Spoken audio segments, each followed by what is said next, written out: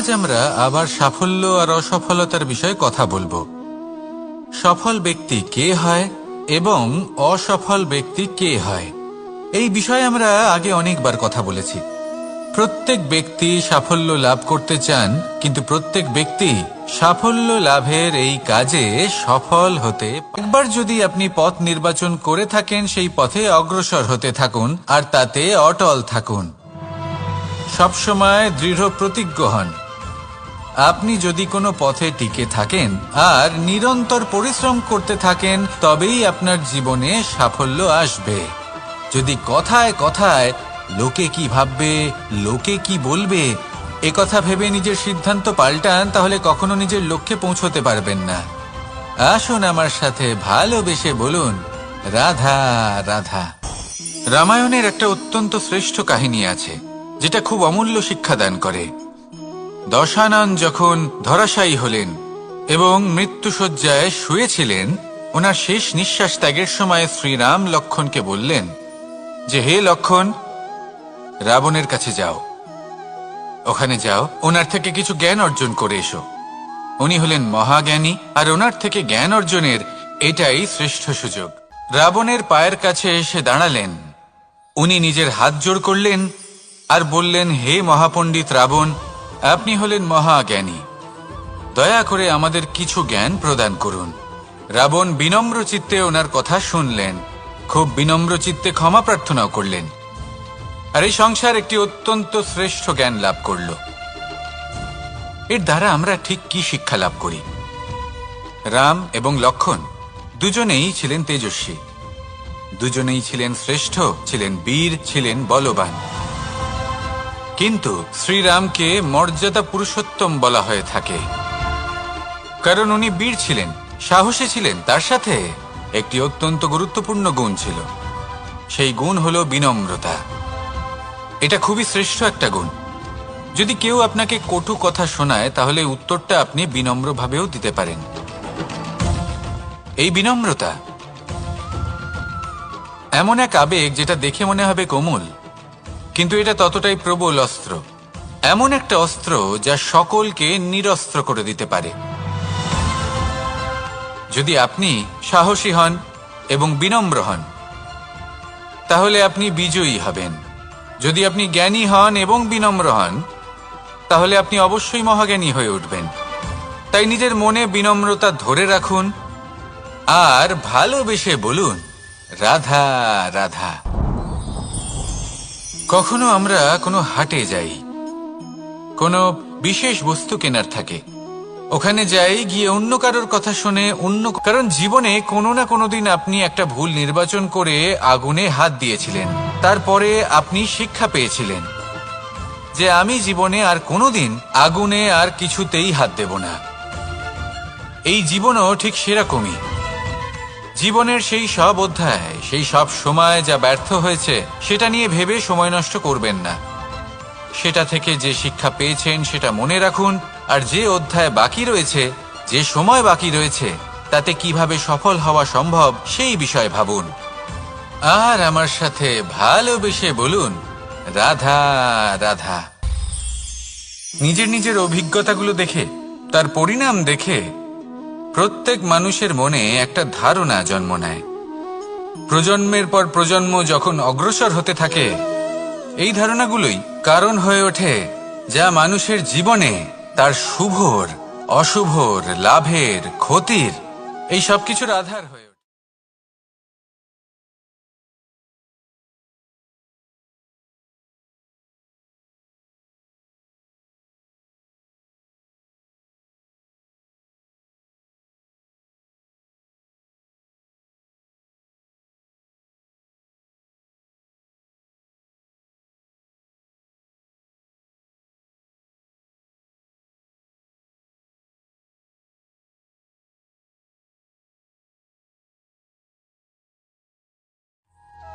নিজের বা অন্য কারোর জীবন স্বর্গতুল্য করে তুলতো, নয়তো নরকে পরিণত করত।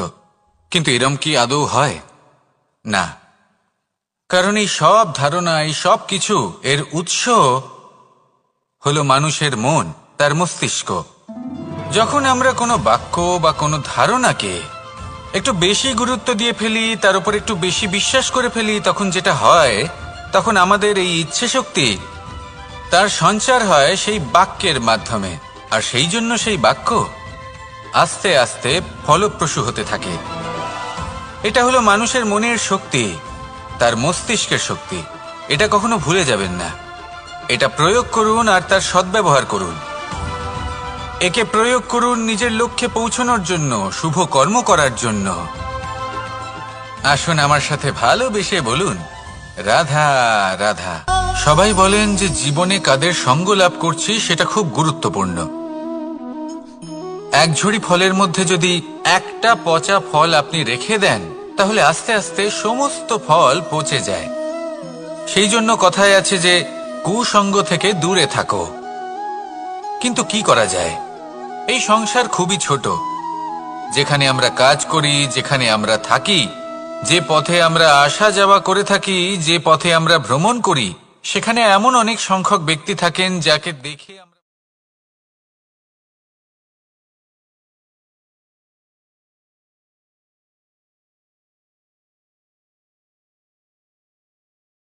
স্থান, যেখানে অনেক সংখ্যক অত্যন্ত ভয়ানক বিষধর সাপ থাকে। তারপরেও এই চন্দন, সে কিন্তু নিজের শ্রেষ্ঠত্ব হারায় না। এর মূল্য কিন্তু সেই একই থাকে। মনে রাখবেন, এই সংসারে নিজের সঙ্গ বদলানোর পূর্বে নিজেকে বদলান। নিজেকে কিছুটা এমন ভাবে গড়ে তুলুন যে কেউ আসুক না কেন, সে যেন আপনাকে বিভ্রান্ত বা দূষিত না করতে পারে। আসুন আমার সাথে ভালোবেসে বলুন, রাধা রাধা। এই সংসারে প্রত্যেকটা জিনিসের নিজস্ব একটা বিশেষত্ব আছে, আর তার বিশেষত্বর জন্যই তাকে বিশেষ গুরুত্ব দেওয়া হয়। যদি কথা বলি অস্ত্রের, যেমন তরোয়ার,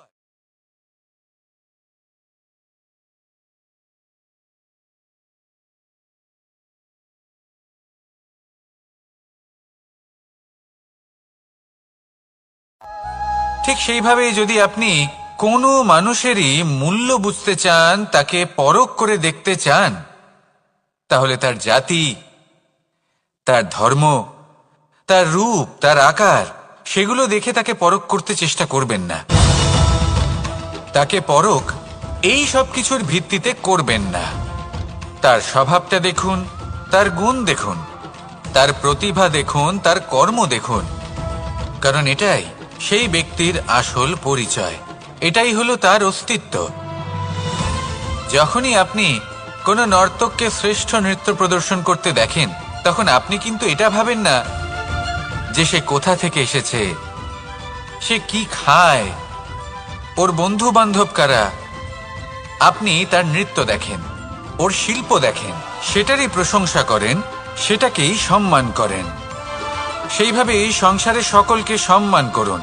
আর এই সম্মানের আধার হওয়া উচিত তার গুণ, তার স্বভাব, তার কর্ম, তার রূপ আর তার বেশভূষা নয়। আসুন আমার সাথে ভালোবেসে বলুন, রাধা রাধা। এই সংসার বলে যে কৃষ্ণ হলো মহাযোগী। কেউ বলে যে কৃষ্ণ হলো সাংখ্যযোগের প্রবর্তক, কেউ বলে ভক্তিযোগের সাহায্য। আমরা সব সখারা একসাথে জড়ো হতাম, একে অপরের পিঠের ওপর উঠে দাঁড়াতাম, আর তারপর আমরা ওই মাখনের হাঁড়ির কাছে পৌঁছতে পারতাম, আর তারপর আমরা সবাই মিলে সেই মাখন ভাগ করে খেতাম। সহযোগিতা, এটা অত্যন্ত গুরুত্বপূর্ণ। পাণ্ডবরাও মহাভারতে এটাই করেছিলেন। ওনাদের সাথেও কেউ ছিল না। একে অপরকে সাহায্য করে ওনারা অনেক বীরদের একত্রিত করেছিলেন। তারপর অবশেষে মহাভারতের এই মহাযুদ্ধে ওনারা জয়লাভ করেছিলেন। রামায়ণে রাম এবং লক্ষ্মণের সাথে কেউ ছিল না। সহযোগিতার মাধ্যমে ওনারা ভাল্লুক আর বানর সেনাকে একত্রিত করেছিলেন, আর এই সংসারের সব থেকে প্রবল রাক্ষস রাবণকে বধ করেছিলেন। মনে রাখবেন, একসাথে মিলে যদি আপনারা কর্ম করতে শেখেন, তাহলে এই সংসারে এমন কিছুই নেই যেটা আপনি অর্জন করতে পারবেন না। আসুন আমার সাথে ভালোবেসে বলুন, রাধা রাধা। সূর্য এই সংসারকে আলো প্রদান করে। সূর্যের মনে যদি নিজের তেজের জন্য অহংকার জন্ম নেয়, তখন তার অহংকার ভঙ্গ করে মেঘ। সূর্যের আলো পূর্ণরূপে ঢেকে দেয়। মেঘের মনে যদি নিজের গতি নিয়ে অহংবোধ জন্ম নেয়, তাহলে মেঘের অহংকার ভঙ্গ করে পর্বত। মেঘের গতি অবরুদ্ধ করে দেয়। এবার যদি পর্বত নিজের নিশ্চলতা নিয়ে অহংকার করে, তাহলে সেই অহংবোধ ভঙ্গ করে একটি মূষক। সেই বিশাল পর্বতে একটি ছিদ্র করে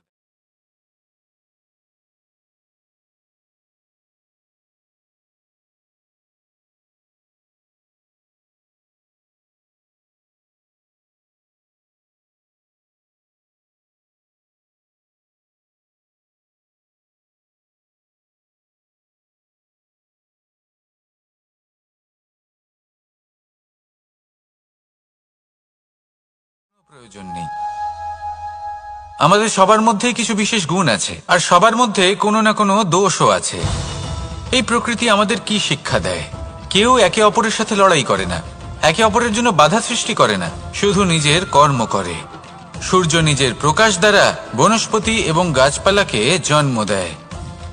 মেঘ বর্ষা সৃষ্টি করে লুপ্ত হয়ে যায়, আবার নির্মিত হয়।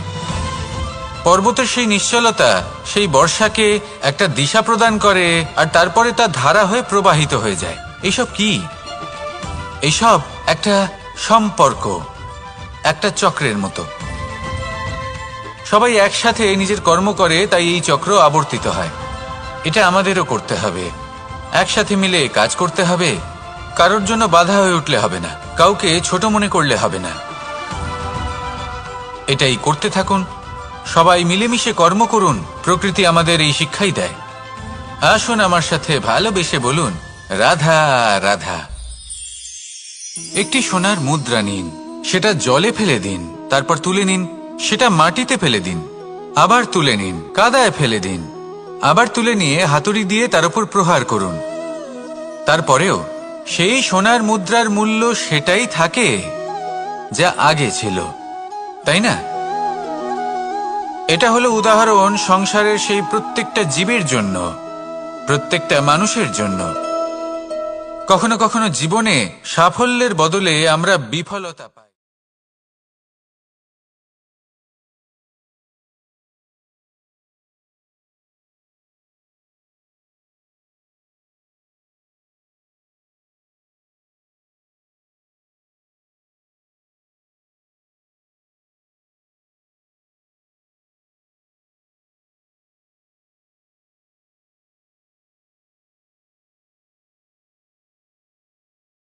অপরাধ।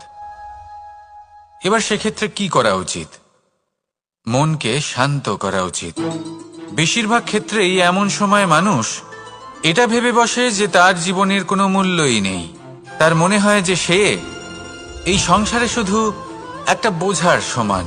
সে নিজেকে ঘৃণা করতে থাকে। ওর মনে হয় যে তার জীবন শূন্য। কিন্তু তা নয়।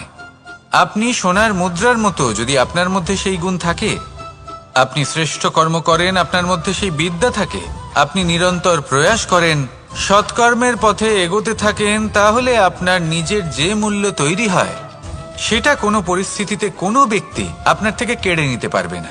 শুধু নিজে ভেঙে পড়বেন না। এটা ভাবুন, যে সম্মান আপনি হারিয়েছেন সেটা আপনি কিভাবে ফিরে পেতে পারেন, তার জন্য কি করতে হবে।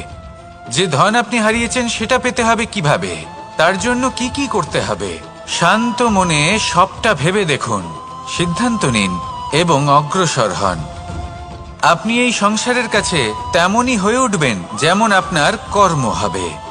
যদি তা শ্রেষ্ঠ হয়, সবাই তাই ভাববে। আসুন আমার সাথে ভালোবেসে বলুন, রাধা রাধা। মানুষ যখনই কোনো পর্বতারোহণ করতে শুরু করে, তখন সে বারবার পড়ে যায়, বারবার উঠে দাঁড়ায়, সামনে এগোতে চেষ্টা করে। কিন্তু যদি সে দৃঢ় নিশ্চয় করে থাকে, তাহলে সে অবশেষে সেই পর্বতের শিখরে পৌঁছেই যায়। চলার পথে যদি বড় কোনো পাথর চলে আসে বা পর্বতের কোনো বড় অংশ সামনে আসে, তাহলে সে তার সাথে ধাক্কা খায় না, সে পথ বদলে নেয়। কিন্তু বাধা তাকে সবসময় পেতেই হয়, আর সেই বাধা সে পায় ছোট ছোট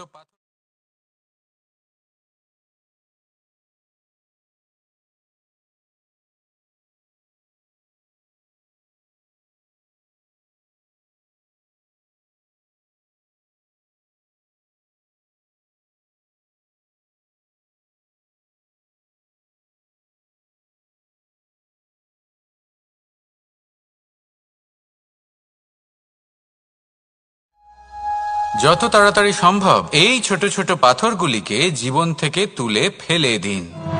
ভুল হওয়াটা স্বাভাবিক, কিন্তু তার মানে এই নয় যে বারবার সেই ভুলের পুনরাবৃত্তি ঘটবে। ভুলটা বুঝুন, সেটা স্বীকার করুন আর সেটা শুধরে নিন। যখন আপনি এটা করতে শিখবেন তখনই খুব তাড়াতাড়ি আপনি সেই শিখরে পৌঁছতে পারবেন। আর যখন পৌঁছে যাবেন তখন এই মন প্রসন্ন হয়ে বলবে, রাধা রাধা। আপনি কখনো পলাশ ফুল দেখেছেন?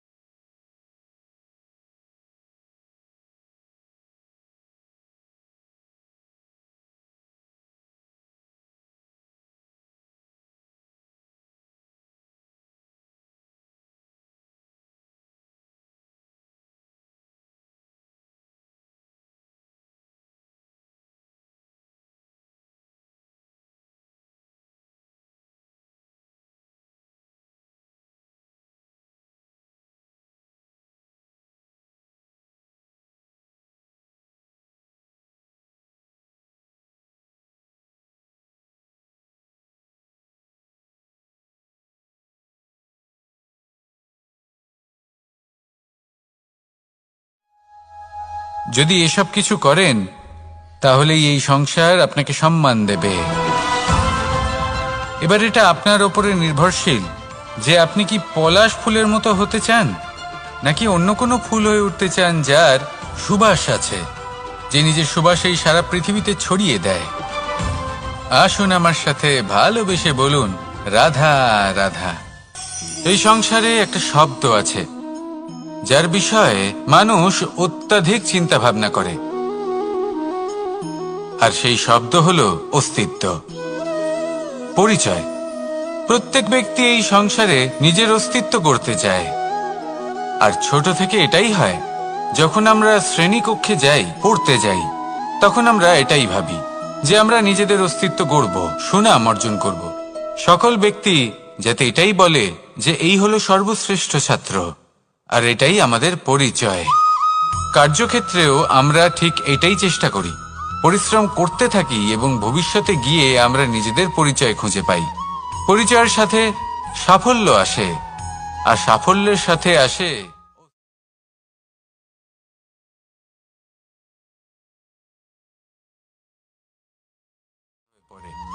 আর এটা ভাবতে থাকে যে যদি আমি অসফল হই তাহলে সেই পরিচিতির কি হবে, সেই নামের কি হবে, সেই সব কিছু যে আমি অর্জন করেছি তার কি হবে। সে ভয়ভীত হয়ে পড়ে, আর এই ভয়ের কারণে তার বিকাশ কোথাও না কোথাও অবরুদ্ধ হয়। সে শ্রেষ্ঠ কর্ম করা বন্ধ করে দেয় এবং শুধু এই সুরক্ষিত থাকতে চেষ্টা করে। আর অসফল হলে তাতে ভয় পাওয়ার কোনো প্রয়োজন নেই, কারণ যখন আপনি সফল হন তখন এই সাফল্য আপনার পরিচয় এই সংসারের সাথে করায়। কিন্তু যখন আপনি অসফল হয়ে থাকেন তখন এই অসফলতা এই সংসারের পরিচয় আপনার সাথে করায়, যা অত্যন্ত আবশ্যক। অসফলতা প্রত্যেকের জীবনেই আসবে, তার সম্মুখীন হন আর তার থেকে শিক্ষা লাভ করুন। কারণ যখনই আপনি অসফল হন তখনই আপনার জ্ঞান চক্ষু উন্মুক্ত হয়। আসুন আমার সাথে ভালোবেসে বলুন, রাধা রাধা। আমরা সকলে সামাজিক জীব।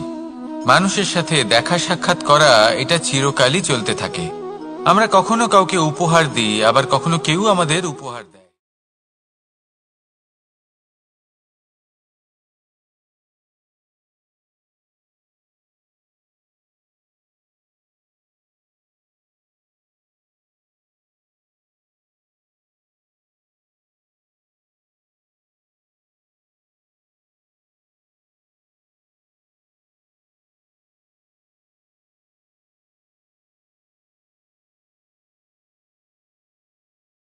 করছিলেন আমি দেখলাম আর জিজ্ঞেস করলাম যে মা, এই পোশাক এত সুসজ্জিত করার কি আছে? তখন মা বললেন যে কানাই, কখনো কাউকে এমনই উপহার দেবে, এমন প্রকারে দেবে যে সেটা যদি আবার ঘুরে ফিরে তোমার কাছে ফিরে আসে তাহলে যেন তোমার খারাপ না লাগে। এটাই কিন্তু হয় আমাদের ব্যবহারের সাথে, কর্মের সাথেও এবং আমাদের কথার সাথেও। তেমনই আচরণ করবেন যে আচরণ আপনি সহ্য করতে পারবেন। যদি মুখ থেকে কটু কথা বেরোতে থাকে তখন নিজেকে সংযত করে নিন। সেই শব্দই প্রয়োগ করুন যেটা আপনি তার বদলে শুনতে চাইবেন এবং আপনার দুঃখও হবে না। কারণ আপনার কর্ম এমন একটা উপহার যেটা আবার ঘুরে ফিরে ফলস্বরূপ আপনার কাছেই আসবে। সেই জন্য নিজের আচরণ শুভ করুন, নিজের মানসিকতা শুভ করুন, নিজের মুখ থেকে মধুর বাণী নিঃসৃত করুন আর এইভাবেই মধুরভাবে বলুন, রাধা রাধা। পাশা নামক এই খেলাটি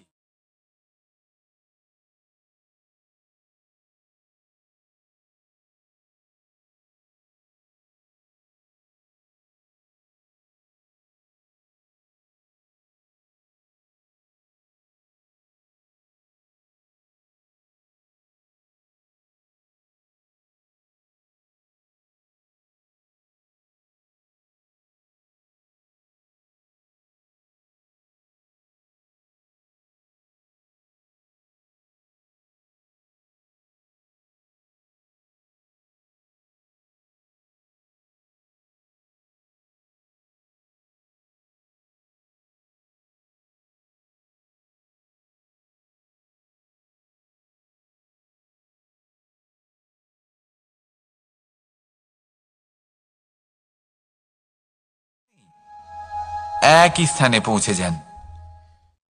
প্রত্যেক ব্যক্তি মৃত্যুর পরে একটি নির্দিষ্ট স্থানেই পৌঁছতে বাধ্য, কিন্তু ততক্ষণ এই জীবন, এই খেলা, তার আনন্দ উপভোগ করুন। এই সংসারে সেই ব্যক্তি শ্রেষ্ঠ স্থানে পৌঁছতে পেরেছেন যিনি এই সংসারকে প্রকাশ প্রদান করেছেন, যিনি কখনো জয় পরাজয় এ বিষয়ে ভাবেননি, শুধু এই জীবনের খেলার আনন্দ উপভোগ করেছেন। এটাই আপনিও করুন আর আমার সাথে ভালোবেসে বলুন, রাধা রাধা। প্রত্যেক মানুষ নিজের জীবনে দুঃখ অনুভব করেন। প্রত্যেকের দুঃখ আলাদা হতে পারে। কারোর মনে এই দুঃখ থাকে যে সে তার বাবা মায়ের সব ইচ্ছে পূরণ করতে পারেননি। কেউ এটা ভেবে দুঃখ পান যে সে চিরকাল সদাচার করেছেন, সৎকর্ম করেছেন, কিন্তু তাও তাকে দুরাচারী বলে মনে করা হয়। কেউ এটা ভেবেও দুঃখ পান যে তার সামনে যে ব্যক্তি রয়েছেন তার চোখে তিনি শত্রু হয়ে উঠেছেন বা দুষ্ট হয়ে উঠেছেন, যেখানে তিনি হয়তো কোনো অনুচিত কাজই করেননি। এবার এই সমস্ত বিষয় নিয়ে ভেবে নিজের ব্যক্তিত্ব নিয়ে সন্দেহ প্রকাশ করবেন না। যদি নিজের ব্যক্তিত্ব নিয়ে কোনো সন্দেহ থেকে থাকে তাহলে কর্ম সংক্রান্ত প্রশ্ন করুন যে আপনি যা করেছেন তাতে কি উচিত ছিল, কি অনুচিত ছিল। যেটা প্রয়োজন সেটা এটা বোঝার যে আপনার অন্তর্মন, আপনার বিবেক আপনাকে কি বলছে, আর আপনার অন্তর্মন আর আপনার বিবেক আপনাকে যেটা করতে বলবে শুধু সেটাই করুন। আর তারপরে এই সংসার কি বলবে, কি ভাববে সেসব নিয়ে ভাবতে যাবেন না। কারণ এই সংসার তো ঈশ্বরকেও প্রশ্ন করে থাকে, ঈশ্বরকেও দোষী মনে করে। কখনো কখনো যখন কোনো ঘটনা মানুষের ইচ্ছা অনুযায়ী ঘটে না, তখন মানুষ এটা বলে যে হে ঈশ্বর, আপনি আমার পাশে থাকলেন না, আপনি বড়ই কঠোর, এটা আপনার দোষ। যেখানে বেশিরভাগ সময় হয়তো সে নিজেই নিজের কর্মফল ভোগ করছে। আর কখনো কখনো ঈশ্বর হয়তো তার জন্য আরো ভালো কোনো পরিকল্পনা করে রেখেছেন, কিন্তু মানুষ সেটা বুঝতে পারে না। তাই দিনের শেষে যেটা প্রয়োজন সেটা হলো নিজের মনের কথা বুঝতে হবে। আপনার বিবেক কি বলছে শুধু সেটাই করুন আর সামনে এগোতে থাকুন। আমার সাথে ভালোবেসে বলুন, রাধা রাধা।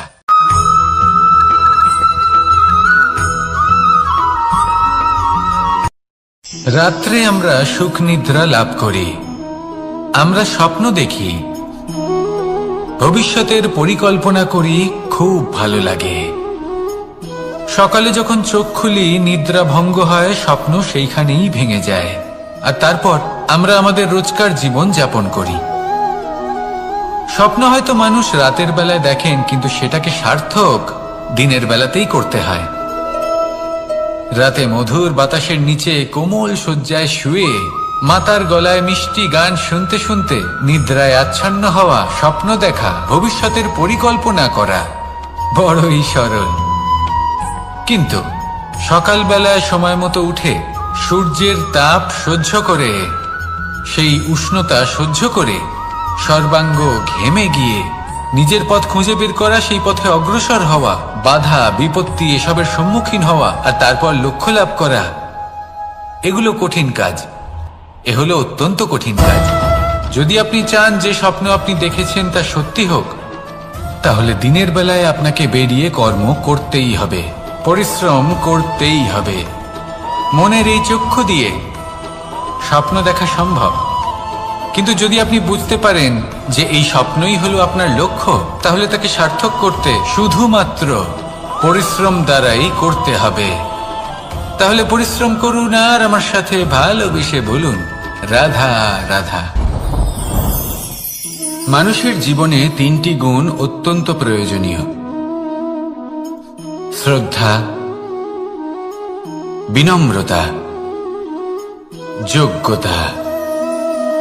যদি জ্ঞান লাভ করতে চান তাহলে শ্রদ্ধার প্রয়োজন, যদি মান লাভ করতে চান তাহলে স্বভাবে বিনম্র হওয়া প্রয়োজন, আর যদি মনোবাঞ্ছিত স্থান লাভ করতে চান তাহলে যোগ্যতার প্রয়োজন। বিষয়টা সহজ। শ্রদ্ধা আপনাকে জ্ঞান দেবে, নম্রতা আপনাকে মান, আর যোগ্যতা উচিত স্থান দেবে। কিন্তু যদি আপনি এই তিনটি গুণ সম্মিলিত করেন তাহলে এমন কিছু লাভ করবেন যা এই সব কিছুর থেকে অনেক ঊর্ধ্বে। সম্মান। আর এ হলো সেই সম্মান যা প্রত্যেক মানুষের নিজের জীবনে লাভ করতে চেষ্টা করা উচিত, কারণ এই হলো সেই সম্মান যার কারণে আপনি চলে যাওয়ার পরেও এই সংসার আপনাকে ভালোবাসবে আর মনে রাখবে। আসুন আমার সাথে ভালোবেসে বলুন, রাধা রাধা। আকাঙ্ক্ষা কখন লোভে পরিণত হয়ে যায় তা কেউ বলতে পারে না।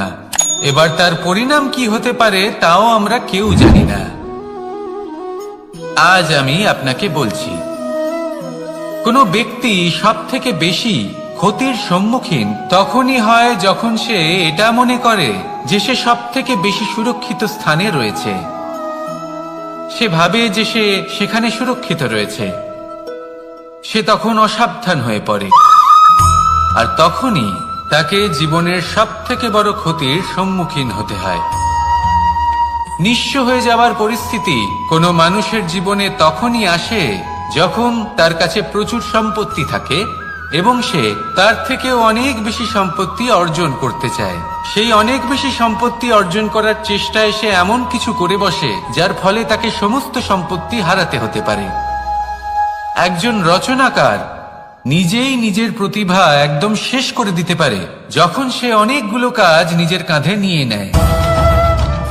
একটা গুরুত্বপূর্ণ কথা সবসময় মনে রাখবেন, আজ আপনি যেখানেই থাকুন না কেন, যেমনই যে কোনো স্থানেই থাকুন না কেন, এর পেছনে আপনার আকাঙ্ক্ষার একটা বিশাল ভূমিকা রয়েছে। কিন্তু মনে রাখবেন, আপনাকে শিখতে হবে যে কখন আর কিভাবে নিজের উচ্চাকাঙ্ক্ষাগুলিকে লাগাম পরাতে হবে, কারণ এটা অত্যন্ত আবশ্যক।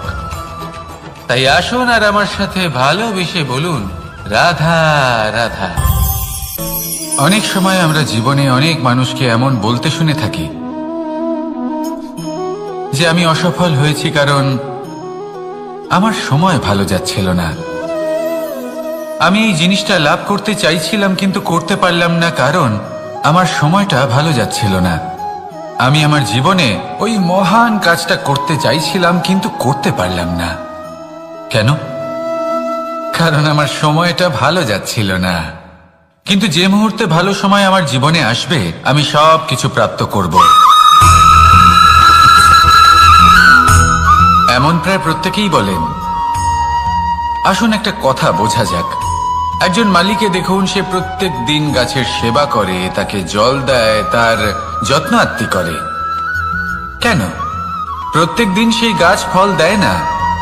সঠিক সময় এলে তবেই সেই গাছ ফল দেয়, কিন্তু প্রত্যেক দিন মালি তার সেবা করে, তাকে যত্ন করে। শুধুমাত্র তখন করে না যখন সেই গাছ ফল দিতে সক্ষম। আর যদি মালি গাছের যত্ন প্রতিদিন না করে তাহলে হয়তো সেই গাছ ফল দিতেই পারবে না। এটাই হলো আমাদের জন্য একটা শিক্ষা। যখন সময় আমাদের জন্য অপেক্ষা করে না, তখন আপনি সময়ের জন্য কেন অপেক্ষা করছেন? ভালো সময়ের জন্য অপেক্ষা করবেন না। ভালো এবং শুভ কর্ম দ্বারা ভালো সময়কে নিজের কাছে টেনে আনুন। নিরন্তর কর্ম করুন, পরিশ্রম করতে থাকুন। শুভ সময় আপনা থেকেই আপনার কাছে আসবে। আসুন আমার সাথে ভালোবেসে বলুন, রাধা রাধা। মানুষের এই সংসারে জীবনযাপন করার জন্য কিছু জিনিসের প্রয়োজন পড়ে। এমন কিছু আবেগ, এমন কিছু বস্তু আছে যেগুলো তার প্রয়োজন হয়। কিন্তু সব থেকে বেশি যে জিনিসটা তার প্রয়োজন হয় সেটা হলো সম্মানের। আমাদের ভালো লাগে যখন কেউ আমাদের সম্মান করে। আমরা কাউকে সম্মান করলে তারও সেটা ভালো লাগে। কিন্তু আপনি দেখবেন যে সংসারে বেশিরভাগ মানুষ দুটি মাপদণ্ডের ভিত্তিতে সম্মান করেন। হয় বয়স দেখে করেন বা উপার্জন দেখে, অর্থাৎ সেই ব্যক্তি কতটা উপার্জন করেন। এবার ভেবে দেখুন, এটা আবশ্যক নয় কারোর বয়স যদি বেশি হয় তার বুদ্ধিও ততটাই বেশি হবে। আবশ্যক এটাও নয় যে কোনো ব্যক্তি যদি অত্যন্ত ধনী হন বা তার মনও নির্মল হবে বা তিনি সৎকর্ম করবেন বা এমন কোনো কর্ম করবেন যাতে উনি সম্মান লাভ করতে পারেন। হতে পারে উনি ধনী কিন্তু দুশ্চরিত্র। সেই জন্য বয়স বা উপার্জন দেখে কোনো ব্যক্তিকে সম্মান করবেন না। কর্ম দেখুন। যদি গভীরভাবে ভেবে দেখেন তাহলে দেখবেন যদি কোনো মানুষ কোনো সৎকর্ম করেন তাহলে তার প্রতি হৃদয় থেকে সম্মান জাগ্রত হয়। এটাই হলো সেই সম্মান যা অর্জন করতে হবে। বয়স আজ আছে, কাল আরো বৃদ্ধি পাবে। উপার্জন আজ আছে, কাল সেটা কমে যেতেও পারে।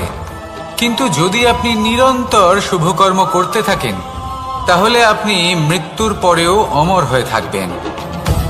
আসুন আমার সাথে ভালোবেসে বলুন, রাধা রাধা। পাপ এবং পুণ্য, এই দুই হলো সংসারের এমন দুই বিন্দু যাকে কেন্দ্র করে এই সংসারের চক্র ঘুরতে থাকে। আমরা যদি কোনো কর্ম বিচার করি হয় পুণ্য নয় পাপের দৃষ্টিভঙ্গি দিয়ে, এটা হয় পুণ্য না হলে পাপ। কিন্তু এই পাপ এবং পুণ্য এই দুই নির্ভর করে প্রত্যেক মানুষের ওপর, তার চিন্তাধারা, তার পরিস্থিতির ওপর।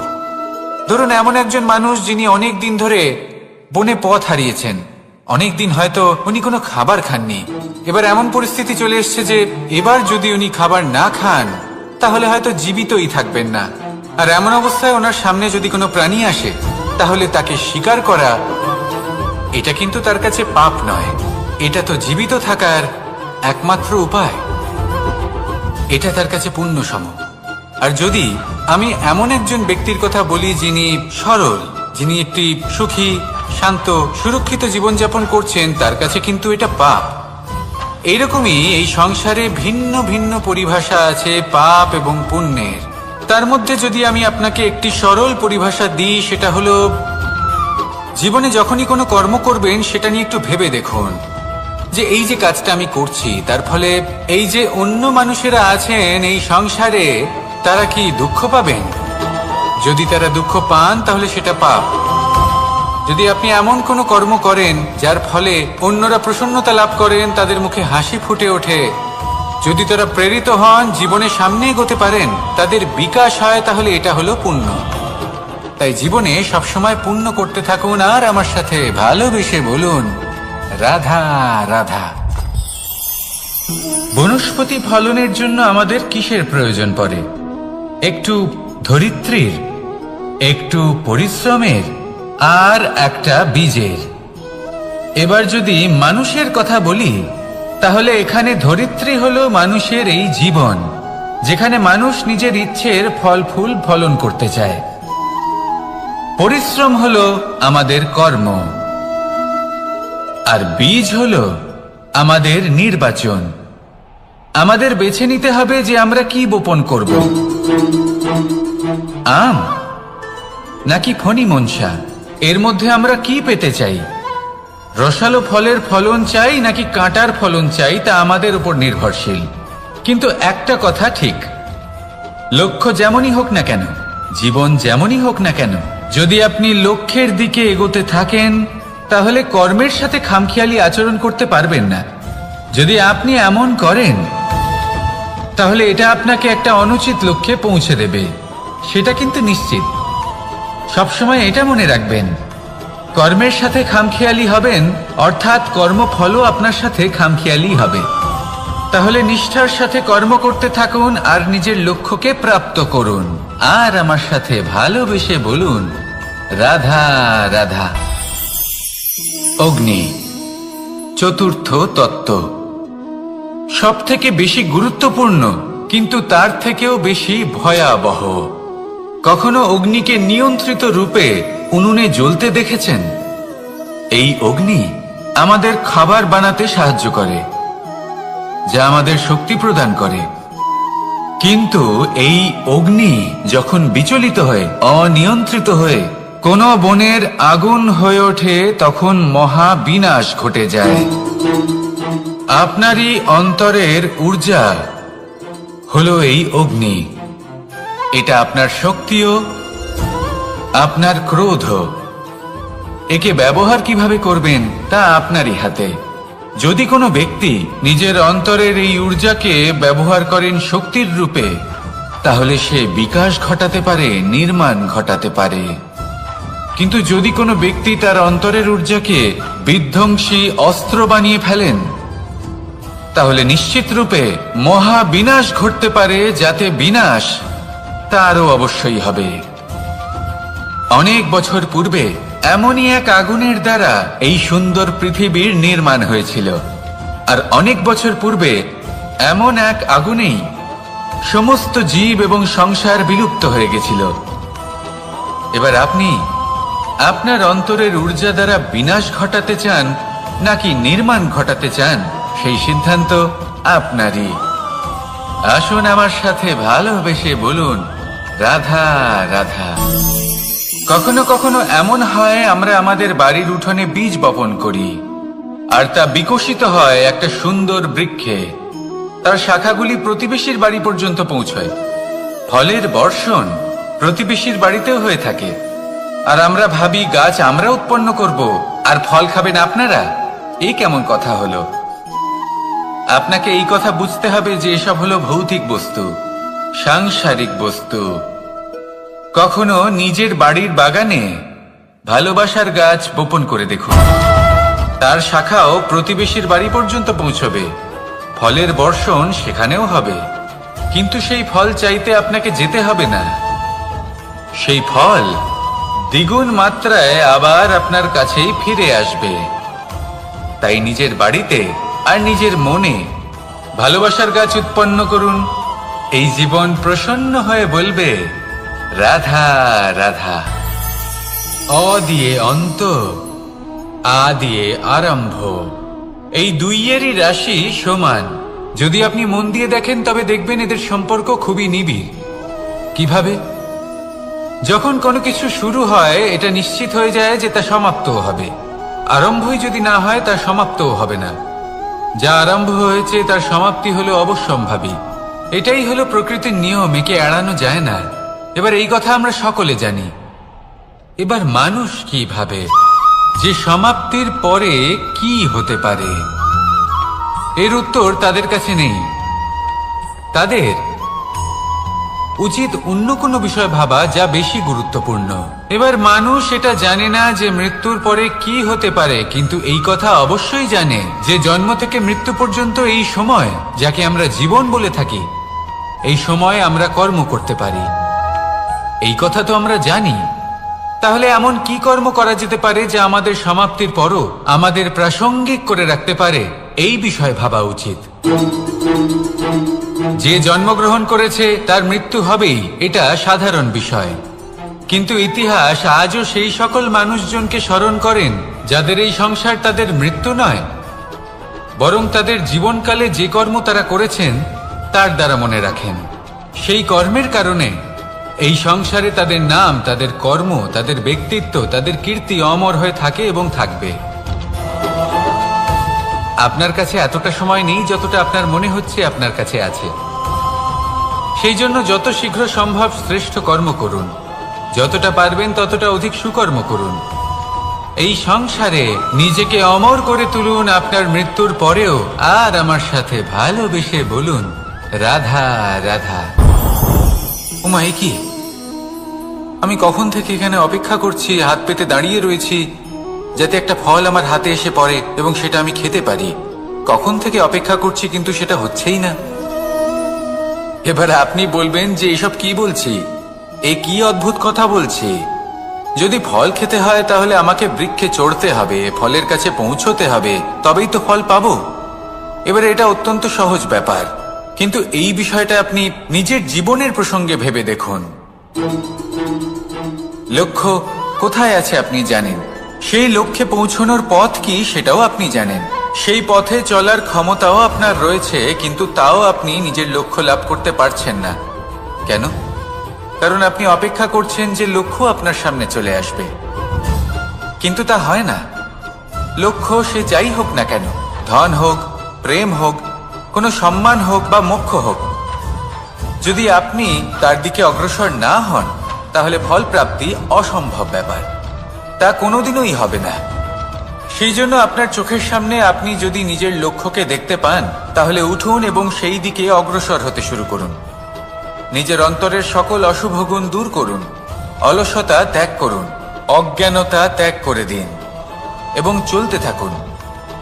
অবশ্যই মনোবাঞ্ছিত ফল লাভ করতে পারবেন। মনে রাখবেন, চলতে থাকলে তবেই লক্ষ্য প্রাপ্তি হবে। অপেক্ষার দ্বারা শুধুমাত্র মৃত্যু লাভ হবে। আসুন আমার সাথে ভালোবেসে বলুন রাধা রাধা। পাখি কখন জন্ম নেয়, কখন উড়তে শেখে, কখন বাসা বানাতে শেখে, কখন নিজের মৃত্যু লাভ করে, এসব আমাদের মধ্যে কেউ জানি না। কিন্তু পাখি একটা কথা খুব ভালো করে জানে, যে এই সংসারেও যা কিছুই করুক না কেন, এই সংসারের ওকে নিয়ে কিচ্ছু যায় আসে না। এবার আমরা কি করি? কোনো কাজ করার আগে আমরা এটা ভাবি যে এই সংসার যদি আমাকে দেখে ফেলে তাহলে কে জানে এই সংসার কি ভাববে, আমার প্রতিচ্ছবি কেমন তৈরি হবে কে জানে, কে জানে কি হবে আদি ইত্যাদি। এই সব ভাবনায় আমরা মগ্ন হয়ে যাই। কিছুটা এমন ভাবে মগ্ন হই যে বর্তমানের কর্মের এই জীবনের যাত্রাপথে সেই সময়ের আনন্দ উপভোগ করতে ভুলে যাই। এবার দেখুন একটা পাখি কি করে, ওর কর্ম হলো গান গেয়ে চলা। ওই পাখি গেয়ে চলে, কেউ ওর গান শুনুক বা না শুনুক, কেউ আদৌ শুনছে কিনা সেই বিষয়টা নিয়ে সেই পাখির কিছুই যায় আসে না। সেই পাখি নিজের কর্ম করতে থাকে। হয়তো সেই জন্যই আপনি কখনো কোনো পাখিকে কাঁদতে দেখবেন না। এরকমই আপনাকে নিজেকে গড়ে তুলতে হবে। প্রথমে নিজেকে জিজ্ঞেস করুন, এই যে কর্ম আমি করতে চলেছি সেটা কি উচিত? যদি আপনার মনে হয় সেটা উচিত তাহলে সেটা প্রমাণ করুন। এটা ভাববেন না যে এই সংসার কি ভাববে। আসুন আর আমার সাথে ভালোবেসে বলুন রাধা। বনের মধ্যে যদি আপনি কোনো বিষাক্ত সাপ দেখেন তাহলে কি করবেন? আপনি তখনই তার থেকে দূরে পালাতে চেষ্টা করবেন। আর এটা কেন করবেন? নিজের রক্ষার্থে। এই কথা আমি নয় মেনে নিলাম, কিন্তু নিজের জীবনে এটা করেন না কেন? আপনি যেখানেই যান, যে স্থানেই যান না কেন, প্রত্যেক সময়ে প্রত্যেক মুহূর্তে এমন বিষাক্ত সাপ আপনি অবশ্যই খুঁজে পাবেন। আর সেই সাপ নয় যাদের আপনি বনে খুঁজে পাবেন, এরা হলো সেই সাপ যা আপনাকে পাপ করতে বাধ্য করবে।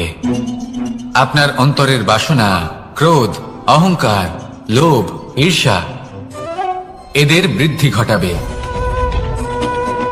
দেখুন, বনের এই সাপ আপনাকে একবার ছেড়ে দিতেও পারে, ছোবল নাও মারতে পারে, কিন্তু এই যে পাপরূপী সাপ আছে তা অবশ্যই ছোবল মারবে। কর্ম যদি করেন তাহলে অবশ্যই ফল পাবেন। সেই জন্য যখনই কোথাও যাবেন, যদি এমন কাউকে দেখেন, যদি এমন কিছু দেখেন যে আপনাকে পাপ করতে বাধ্য করছে, তাহলে সেই মুহূর্তে সেখান থেকে পালিয়ে যান। যেমন বনের সাপ দেখে আপনি পালাতে থাকেন। সৎকর্মের রক্ষা অত্যন্ত আবশ্যক। আসুন আর আমার সাথে ভালোবেসে বলুন রাধা রাধা। যদি কোনো সিংহ বানরের মতো গাছে চড়তে চেষ্টা করে তাহলে কি হবে? একটা মাছ যদি মাটিতে হাঁটতে চেষ্টা করে তাহলে কি হবে? তারা বিফলই হবে। কিন্তু এরকম কেন হয়? তার কারণ হলো প্রকৃতির রচনা কিছুটা এরকম এখানে প্রত্যেকটি ব্যক্তিকে, প্রত্যেকটি প্রাণীকে আলাদা আলাদা গুণের অধিকারী করা হয়েছে এবং সকলকে একটা সীমাও প্রদান করা হয়েছে। এবার এই যে বৃক্ষ, পশু, পাখি, এদের মধ্যে সেই ক্ষমতাই নেই যে এরা নিজেদের যাচাই করতে পারবে, নিজেদের সীমাগুলো বুঝতে পারবে, নিজেদের সদ্গুণগুলো চিনতে পারবে। এরা সেটা করতে পারবে না। কিন্তু মানুষ তো আলাদা।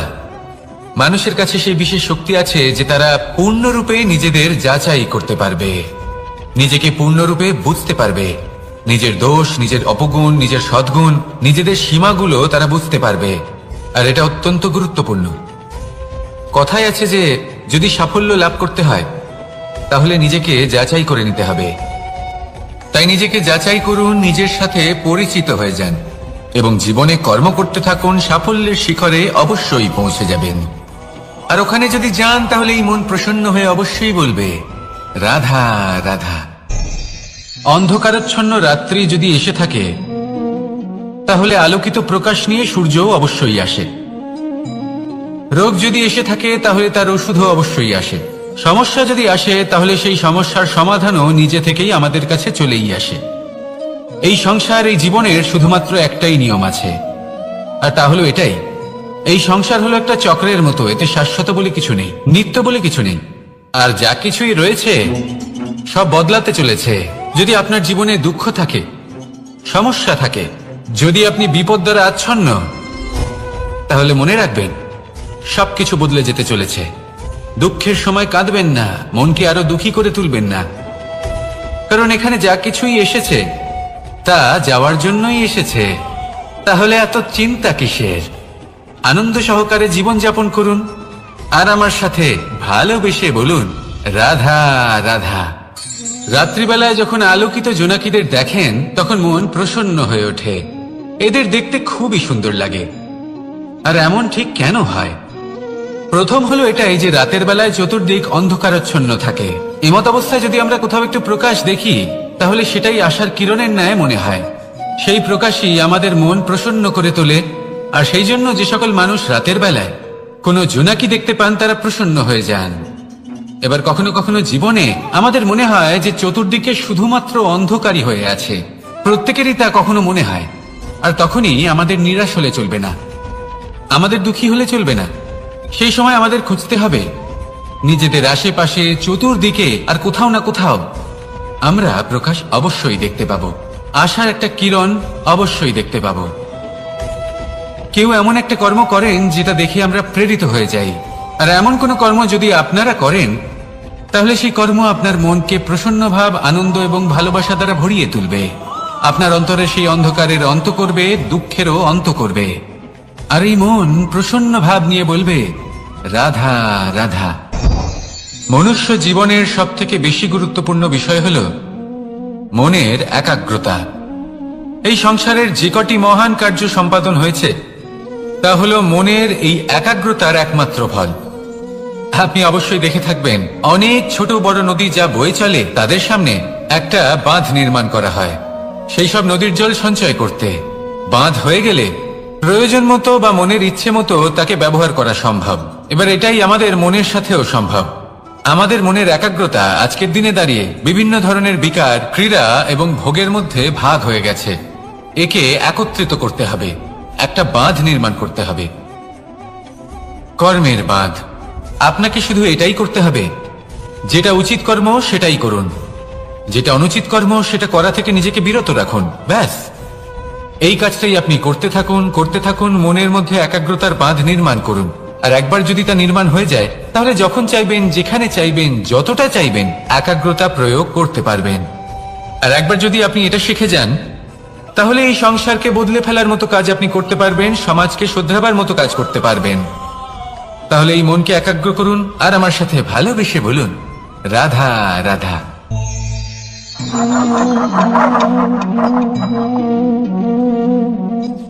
কোন ব্যক্তিকে নিশ্চয়ই দেখেছেন যিনি নিজে কাঠ কাটার এই কাজে নিপুণ এবং অভিজ্ঞ। এবার আপনারা দেখবেন যে তার মনোযোগ সমস্ত কাঠের ওপর থাকে না, তার মনোযোগ থাকে শুধুমাত্র একটা কাঠের ছোট্ট একটি অংশের ওপর, যেখান থেকে তার টুকরো করা হচ্ছে। কিন্তু সেটা উনি কেন করেন? যদি এটা উনি না করেন তাহলে সেই কাঠ সঠিক পদ্ধতি এবং তাড়াতাড়ি কাটা যাবে না। জীবনেও তাই হয়ে থাকে। আপনি হয়তো কোনো লক্ষ্য স্থির করেছেন বা পথ নির্বাচন করেছেন বা কাজ স্থির করেছেন যেটা আপনি করেই ছাড়বেন। তাহলে নিজের সম্পূর্ণ মনোযোগ শুধুমাত্র তার উপর কেন্দ্রীভূত করুন। যদি আপনার মন এদিক ওদিক তাকাতে থাকে, অস্থির হয়ে পড়ে, বিচলিত হয়ে পড়ে, যদি তা হয়ে থাকে তাহলে আপনি অবশ্যই অসফল হবেন। তাই কর্মঠ থাকুন, নিরন্তর কর্ম করতে থাকুন এবং পূর্ণ মনোযোগ দিয়ে নিজের কাজ করুন। নিজের পথে অগ্রসর হন বা নিজের লক্ষ্য প্রাপ্ত করতে চেষ্টা করুন। তারপর দেখুন কি হয়, কিভাবে উচিত পথে এবং তীব্র গতিতে আপনার লক্ষ্য আপনার কাছেই পৌঁছে যায়। আর আপনার এই মন প্রসন্ন হয়ে বলে, রাধা রাধা। কখনো কোনো নদীকে দেখেছেন? একই আকার, একই স্থান, শুধু প্রবাহিত হতে থাকে। এর মধ্যে কখনো কোনো অপদ্রব্য ফেলে দেখুন, দেখবেন সেটা বেশিক্ষণ সেখানে থাকে না। সেটা নদীর সাথে বইতে থাকে আর বয়ে যেতে যেতে সাগরে সমাহিত হয়ে যায়, আর শেষ পর্যন্ত সাগর সেটাকে তটে ফেলে দেয়। কিছুটা এমন হওয়া উচিত আমাদের বিচারধারাও। এক স্থানে তা স্থগিত হওয়া উচিত নয়, এটা সবসময় প্রবাহমান হওয়া উচিত। তবেই আমাদের চেতনা, আমাদের মূল্যবোধ এবং আমাদের স্মৃতি, এই তিনটি শ্রেষ্ঠ থাকবে। আর এটাই হলো পুকুর এবং নদীর মধ্যে পার্থক্য। নদীতে জল সবসময় বয়ে চলে, সেই জন্য পবিত্র থাকে, শুদ্ধ থাকে এবং পরিষ্কার থাকে। আর সেখানে এই পুকুরের তলদেশে সব জমা হতে থাকে, আর সেই জন্য তা অপবিত্র হয়ে যায়। তাই সবসময় এই বিচারধারা প্রবাহমান রাখুন। যদি মনে কোনো ভাবনা চলে আসে, সেখানেই থেকে যায় এবং বিদ্যে থাকে, তাহলে তা বের করে দিন, তাকেও বয়ে যেতে দিন, এবং তার যা উত্তর হবে তা সময়ের সাথে আপনার সামনেই চলে আসবে। শুধুই নদীর মতো প্রবাহমান হন আর আমার সাথে ভালোবেসে বলুন, রাধা রাধা। এই সংসারে সাফল্য লাভ করার জন্য জ্ঞানের প্রয়োজন হয়, পরিশ্রমের প্রয়োজন হয়, দৃঢ় নিষ্ঠার প্রয়োজন হয়, নিরন্তর চেষ্টা করা প্রয়োজনীয়।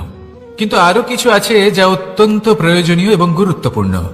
তা হলো ভালো বন্ধু। তাদের থাকা অত্যন্ত প্রয়োজনীয়। যদি ভালো বন্ধু থাকে তাহলে সময় এলে তারা ঢাল হয়ে আপনাকে সুরক্ষা করবেন। সময় এলে অস্ত্রের মতো শত্রুকে সংহারও করবেন। যদি তিনি জ্ঞানী হন, তাদের মধ্যে সদ্গুণ থাকে, তাহলে এই সব গুণ আপনার মধ্যেও প্রবেশ করবে। তাহলে সাফল্যের জন্য ভালো বন্ধু পাওয়া অত্যন্ত প্রয়োজনীয়। কিন্তু শুধু বন্ধু কেন, ভালো শত্রুও থাকা প্রয়োজনীয়। এবার আপনি ভাববেন, এ আমি কি বললাম?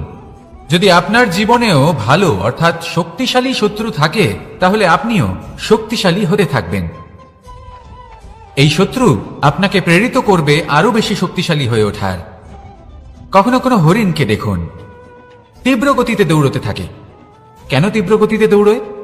এই কারণে নয় যে কোথাও তার জন্য মধুর ঘাস অপেক্ষা করে রয়েছে, না। সে এই কারণে তীব্র গতিতে দৌড়য় কারণ সেটা না করলে তার পেছনে একটি সিংহ আছে যে ওকে নিজের ভোজন করে ফেলবে। তাই জীবনে বিপদ, সংকট, এই সবকিছুও হলো অত্যন্ত গুরুত্বপূর্ণ। তার সম্মুখীন হতে শিখুন আর আমার সাথে ভালোবেসে বলুন, রাধা রাধা। আমরা সবাই ফল খাই, কিন্তু আমাদের সেই ফলই প্রিয় হয় যে পরিপক্ক হয়ে ওঠে, যেটা নম্র হয়, আর যে ফল অনেক বেশি মিষ্টি আর সুস্বাদু হয়ে থাকে, যাদের রঙে বাহার দেখা যায়। সেইভাবে জীবনে আমরা নানান মানুষের সাথে পরিচিত হই, কিন্তু সেই মানুষই আমাদের মন ছুঁয়ে যায় যারা বিনম্র স্বভাবের, যাদের বাণী খুব মধুর, যাদের অন্তরে আত্মবিশ্বাসের একটা তেজ, একটা রং দেখা যায়। এবার এমন ব্যক্তি আমরা কি করে হব? ঠিক সেইভাবেই যেমন একটা ফল রোদ, বর্ষা, শীত, বায়ু, এই সকল সংকটময় পরিস্থিতির সম্মুখীন হয়ে পরিপক্ক হয়ে ওঠে, সেইভাবেই মানুষ সংকটময় পরিস্থিতির সম্মুখীন হয়ে পরিপক্ক হয়ে ওঠেন। যদি এই সংকটের সম্মুখীন হন তাহলে অভিজ্ঞ হবেন, আর এই অভিজ্ঞতাই শিক্ষা দিয়ে যাবে। এই অভিজ্ঞতা আমাদের শিখিয়ে দেয় যে আমাদের বিনম্র থাকতে হবে। অহংকার করে কোনো লাভ নেই। মধুর বাণীর যে কি মূল্য তা আমরা শিখতে পারি। এই অভিজ্ঞতাই আমাদের বুঝিয়ে দেয় যে উচিত অনুচিত কোনটা, আমাদের দৃষ্টিভঙ্গি তৈরি করে, আর এই দৃষ্টিভঙ্গি দ্বারা আত্মবিশ্বাস জাগ্রত হয়। সেই জন্য জীবনে কখনো বিপদ থেকে দূরে পালাবেন না, সেগুলোর সম্মুখীন হন, অভিজ্ঞতা লাভ করুন, তার থেকে শিক্ষা লাভ করুন, এইভাবেই পরিপক্ক হবেন। আসুন আমার সাথে ভালোবেসে বলুন, রাধা রাধা। ধন সঞ্চয় করা সম্ভব, আর সেই জন্য ধন সব থেকে বেশি মূল্যবান সম্পত্তি নয়। এবার আপনি বলবেন, এ আমি কি বলছি? এই ধন খুব মূল্যবান, আমরা সকলে অর্জন করতে ব্যস্ত। সেটা এই কারণে, কারণ আপনারা জানেন না এই সংসারের সব থেকে বেশি মূল্যবান সম্পত্তি কি। এ হলো সেই সম্পত্তি যা কখনো সঞ্চয় করা সম্ভব নয়। আপনার কাছে যতই ধন থাকুক তা দিয়ে আপনি স্বাস্থ্য লাভ করতে পারেন, বাড়ি কিনতে পারেন, আদি ইত্যাদি, কিন্তু আপনি যতই ধনী হন না কেন, ফেলে আসা দিনের একটা মুহূর্ত আপনি লাভ করতে পারবেন না। এই একটা মুহূর্ত, এই সময়, এটাই হলো সংসারের সব থেকে মূল্যবান সম্পত্তি। একবার চলে গেলে তা কখনোই ফিরে আসে না। আর এই মুহূর্ত যতই চলে যাক না কেন, আমরা স্মৃতির মাধ্যমে সেগুলি যাপন করতে পারি, তার আনন্দ উপভোগ করতে পারি। আর যার সাথে আমরা সময় অতিবাহিত করেছি তার স্মৃতিতে আমরা চিরকাল জীবিত থাকতে পারি। সেই জন্য সময় সব থেকে মূল্যবান সম্পত্তি, তাকে এইভাবে নষ্ট করবেন না। প্রত্যেকটা মুহূর্ত উপভোগ করুন, আনন্দ করুন, আর ভালোবেসে বলুন রাধা রাধা। কনক, কি সুন্দর একটা শব্দ। এর অনেকগুলো রূপ রয়েছে, অনেকগুলো অর্থও রয়েছে। প্রথম অর্থ হলো স্বর্ণ, অর্থাৎ সম্পত্তি। দ্বিতীয় অর্থ ধুতুরা, অর্থাৎ গাছের ছোট একটা বীজ, যা কিনা অত্যন্ত শক্তিশালী হয়। যদি বেশি মাত্রায় এর প্রয়োগ করা হয় তাহলে এটা বিষময় হয়ে উঠতে পারে। এই হলো সেই ধুতুরা যার প্রয়োগ মহাদেবের পুজোতে করা হয়। এবার প্রশ্ন হলো এটাই যে এই স্বর্ণ এবং এই ধুতুরার মধ্যে মিল কি রয়েছে। মিল হলো এটাই যে এই দুটোই মানুষকে মত্ত করে তোলে। ধুতুরা মানুষকে তখন মত্ত করে যখন তাকে সেবন করা হয়, কিন্তু স্বর্ণ, ধন সম্পত্তি, মানুষ এটা যতটাই অর্জন করে নেয় সেটাই যথেষ্ট। এই স্বর্ণ মানুষের ভাবনা চিন্তা করার ক্ষমতাকে বশ করে ফেলে। মানুষ সম্পত্তির লোভে মত্ত হয়ে ওঠে, কারণ যে যত চমৎকারী, যতটা অমূল্য হয় তাকে সামলানো কিন্তু ততটাই কঠিন, তাই না? তাই মনে রাখবেন, ধন, স্বর্ণ, সম্পত্তি এগুলো ধুতুরার থেকেও অনেক বেশি বিষাক্ত হতে পারে। তাই এর উপর আত্মসংযমের একটা কবচ পরিয়ে রাখবেন এবং বিবেকের শক্তির সাথে এগুলো প্রয়োগ করুন, তবেই কল্যাণ হবে। আসুন আমার সাথে ভালোবেসে বলুন রাধা রাধা। আমার কাছে যশোদা মা যেমন, আমার কাছে দেবকী মা যেমন, আমার কাছে ঠিক তেমনই হলেন গোমাতা। এবার ভেবে দেখার বিষয় হলো এটা যে এই সংসারে অসংখ্য প্রাণী আছে, একজন গাইকে একজন মায়ের মর্যাদা কেন দেওয়া হয়? তাহলে এর অনেকগুলো কারণ আছে। এই গাই অর্থাৎ গোমাতা, এনারা হলেন অত্যন্ত শান্ত, শান্তিপ্রিয়, কখনো কারোর কোনো ক্ষতি করতেই পারেন না। গোমাতা যে দুধ নিজের বাছুরকে পান করান সেই দুধই আমাদেরও দেন। সেই দুধ পান করে আমরা শক্তি লাভ করি। এই দুধ থেকে আমরা মাখন, ঘি, পায়েস, এইসব সুস্বাদু খাবার লাভ করি। গোমাতার গোবর আমাদের জ্বালানি হিসেবে সাহায্য করে, যার ফলে খুব কম সংখ্যক কাঠ ব্যবহার করা যায় এবং বেশিরভাগ জঙ্গল সুরক্ষিত থাকে। গোমাতার গোমূত্র, সেটাও আমাদের কাছে লাভজনক। এর দ্বারা আমরা অনেক রোগ থেকে মুক্তি লাভ করতে পারি। গোমাতা যখন একটি বাছুরকে জন্ম দেন তখন সেই বড় হয়ে আমাদের ক্ষেত কর্ষণ করে। সেই জন্য গাইকেও জীবনে মায়ের মর্যাদা দেবেন। যতটা সম্ভব তাকে সেবা করুন এবং ভালোবেসে তাকে পালন করুন। এই মন নিজে থেকেই প্রসন্ন হয়ে বলবে রাধা রাধা। মধু কারই না পছন্দ বলুন তো? অত্যন্ত সুস্বাদু হয় এই মধু, মিষ্টি খেতে হয় এবং তা শক্তিও প্রদান করে। এবং প্রত্যেকটি মিষ্টি পদার্থের মতোই এতেও খুব তাড়াতাড়ি পিঁপড়ে ধরে যায়। অন্যদিকে যদি নুনকে দেখি তাহলে বছরের পর বছর রাখলেও এতে পিঁপড়ে ধরে না। এবার যদি কথা বলি বন্ধুত্বের, তাহলে বন্ধুত্ব নুনের মতো হওয়া উচিত, মধুর মতো নয়। যারা সামনে এলে শুধুমাত্র মধুর মধুর কথা বলবে, পরে এতে পিঁপড়ে ধরে যাবে, এটা নুনের মতো হওয়া উচিত। প্রকৃত বন্ধু হলো সে যে সময় এলে পরে আপনার সামনে আপনার প্রকৃত সত্য তুলে ধরবে, তা সে যতই কঠিন হোক না কেন। আপনার দোষ, আপনার অপগুণ, আপনার খামতি আপনাকে বলতে পারবে, যাতে আপনি সেগুলো শুনে মেনে নিয়ে তারপর নিজেকে শুধরোতে পারেন। এটাই হলো প্রকৃত বন্ধুত্ব। কখনো নিজের জীবনের আশেপাশে মন দিয়ে দেখবেন, অনেক সময় এমন মানুষ থাকেন, অনেক বন্ধু থাকেন, যাদের দেখে আমাদের মনে হয় যে এনারা খুব কঠোর, এনাদের কথা খুব কটু। কিন্তু বেশিরভাগ এমন মানুষের মনটা যদি বুঝতে পারেন তাহলে দেখবেন তাতে কোনো মালিন্য নেই। এনাদের মন অত্যন্ত পবিত্র হয়। যদি আপনার জীবনেও এমন কোনো ব্যক্তি থেকে থাকে, এমন বন্ধু থাকে, তাহলে তাদের আগলে রাখুন আর আমার সাথে ভালোবেসে বলুন, রাধা রাধা। যতক্ষণ আমরা এই সংসারে জীবিত, ততক্ষণ আমাদের সাথে সবকিছু থাকে। আমাদের ধন, সুখ স্বাচ্ছন্দ্য, আমাদের মিত্রগণ, আমাদের পরিবার, এই সমাজ, এই সবকিছু আমাদের সাথে থাকে। যেদিন আমরা এই সংসারকে ত্যাগ করব, এদের মধ্যে কেউ আমাদের সাথে যাবে না। না ধন, না স্বাচ্ছন্দ্য, না সম্পত্তি। এই সকল মানুষ, এই সমাজ, এরা শুধুমাত্রই শ্মশান পর্যন্ত আমাদের সাথে থাকতে পারবেন। তারপরে যদি আমাদের সাথে কিছু যেতে পারে, তাহলে তা শুধুই আমাদের ধর্ম। আর এই সংসারে আমরা নিজেদের যে সুনাম রেখে যাই, সেটা সম্ভব শুধুমাত্র কর্মের দ্বারা। সেই জন্য সংসারে যতদিন পর্যন্ত জীবিত আছেন, যদি কিছু অর্জন করতে চান, তাহলে ধর্ম অর্জন করুন, ধর্মের বিষয়ে স্পষ্টতা অর্জন করুন এবং কর্ম অর্জন করুন। এটাই হবে আপনার অতীত এবং এটাই হবে আপনার ভবিষ্যৎ, এবং এটাই সকলকে প্রেরণা প্রদান করবে। আসুন আমার সাথে ভালোবেসে বলুন, রাধা রাধা। এই পরিবার হলো আমাদের জীবনের একটা অমূল্য সম্পদ, অমূল্য এক আশ্রয়, যা এই সংসারে হয়তো কোথাও আপনি পাবেন না। তাই একে আগলে রাখুন।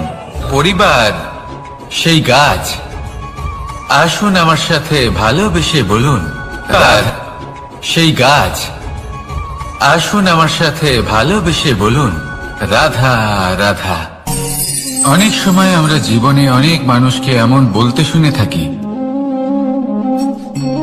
যে আমি অসফল হয়েছি কারণ আমার সময় ভালো যাচ্ছিল না। আমি এই জিনিসটা লাভ করতে চাইছিলাম কিন্তু করতে পারলাম না কারণ আমার সময়টা ভালো যাচ্ছিল না। আমি আমার জীবনে ওই মহান কাজটা করতে চাইছিলাম কিন্তু করতে পারলাম না। কেন? কারণ আমার সময়টা ভালো যাচ্ছিল না। কিন্তু যে মুহূর্তে ভালো সময় আমার জীবনে আসবে, আমি সব কিছু প্রাপ্ত করব। এমন প্রায় প্রত্যেকেই বলেন। আসুন একটা কথা বোঝা যাক। একজন মালিকে দেখুন, সে প্রত্যেক দিন গাছের সেবা করে, তাকে জল দেয়, তার যত্ন আত্তি করে। কেন? প্রত্যেক দিন সেই গাছ ফল দেয় না। সঠিক সময় এলে তবেই সেই গাছ ফল দেয়, কিন্তু প্রত্যেক দিন মালি তার সেবা করে, তাকে যত্ন করে। শুধুমাত্র তখন করে না যখন সেই গাছ ফল দিতে সক্ষম। আর যদি মালি গাছের যত্ন প্রতিদিন না করে, তাহলে হয়তো সেই গাছ ফল দিতেই পারবে না। এটাই হলো আমাদের জন্য একটা শিক্ষা। যখন সময় আমাদের জন্য অপেক্ষা করে না, তখন আপনি সময়ের জন্য কেন অপেক্ষা করছেন? ভালো সময়ের জন্য অপেক্ষা করবেন না। ভালো এবং শুভ কর্ম দ্বারা ভালো সময়কে নিজের কাছে টেনে আনুন। নিরন্তর কর্ম করুন, পরিশ্রম করতে থাকুন। শুভ সময় আপনা থেকেই আপনার কাছে আসবে। আসুন আমার সাথে ভালোবেসে বলুন, রাধা রাধা। একে বালি বলুন, মাটি বলুন বা ধুলো বলুন, এ দিয়ে কত কিছু করা সম্ভব। এ দিয়ে আপনি নিজের বাসস্থান নির্মাণ করতে পারেন, প্রাচীর করে তুলতে পারেন, অট্টালিকা নির্মাণ করতে পারেন। কিন্তু যদি এই বালিকে আপনি মুষ্টিবদ্ধ করে রাখতে চান, তাহলে তা হাত থেকে ফসকে যাবে। আপনি কখনোই একে মুষ্টিবদ্ধ করতে পারবেন না। এরকমই হয় আমাদের জীবন, আর এরকমই হয় সময়। এই মুষ্টিবদ্ধ করা বালির মতো। সময়কে আমরা বাধা দিতে পারবো না, আটকেও রাখতে পারবো না। এ হলো প্রবাহমান। জন্ম থেকে মৃত্যু পর্যন্ত এই যে সময়, তা খুবই সীমিত। আর এই সময় আমরা যেটাই করি তার দ্বারাই আমাদের মূল্য নির্ধারিত হয়। আর এই সংসার থেকে চলে যাওয়ার পরেও এই সংসার এই সব কর্মের জন্যই আমাদের মনে রাখে। তাই যদি আপনি এটা ভাবেন যে আজ যে কর্ম করার ছিল আমি না হয় কাল করে নেব, কাল আমার লক্ষ্যে পৌঁছানোর কথা ছিল আমি পরশু পৌঁছবো, না, এই সময় খুব মূল্যবান, একে নষ্ট করবেন না। এই সময়কে সদ্ব্যবহার করুন, মহান হবার পথে অগ্রসর হন। একে যদি মুষ্টিবদ্ধ করে রাখার চেষ্টা করেন, এই সময় থেমে থাকবে না। আসুন আমার সাথে ভালোবেসে বলুন, রাধা রাধা। আমাদের মনে যখন কোনো প্রশ্ন ওঠে, কোনো দ্বন্দ্ব জাগে, তখন আমরা যাই আমাদের গুরুর কাছে, আমাদের আরাধ্যের কাছে গিয়ে জিজ্ঞেস করি। এইভাবেই একদিন আমি পৌঁছলাম আমার আরাধ্যের কাছে, আমার মহাদেবের কাছে, আর ওনাকে প্রশ্ন করলাম যে মহাদেব, জীবনে আনন্দ পাওয়ার, উৎসব পালনের, প্রেম ভাগ করে নেবার, জীবনকে উপভোগ করে নেওয়ার সর্বশ্রেষ্ঠ সময় কোনটা? মহাদেব হাসলেন আর উনি বললেন, জীবনে উৎসব পালনের সব থেকে শ্রেষ্ঠ দিন হল মৃত্যুর ঠিক আগের দিনটা। প্রেম ভাগ করে নেওয়ার সব থেকে শ্রেষ্ঠ মুহূর্ত হল মৃত্যুর ঠিক আগের মুহূর্ত। জীবনকে উপভোগ করে নেওয়ার সর্বশ্রেষ্ঠ প্রহর হল মৃত্যুর এক প্রহর পূর্বে। তখন আমি চমকে গেলাম। আমি বললাম, কিন্তু মহাদেব, মৃত্যু তো অনিশ্চিত, আমরা জানিও না কবে আমাদের মৃত্যু হবে। মহাদেব আবার হাসলেন। উনি বললেন যে যদি আমরা এভাবে জীবন কাটাই যে আমরা জীবনের প্রত্যেক দিন, প্রত্যেক মুহূর্ত, প্রত্যেক প্রহর শেষ বলে মনে করি, তাহলে আমাদের সমস্ত জীবন আনন্দের সাথেই অতিবাহিত হবে। কি বলেন?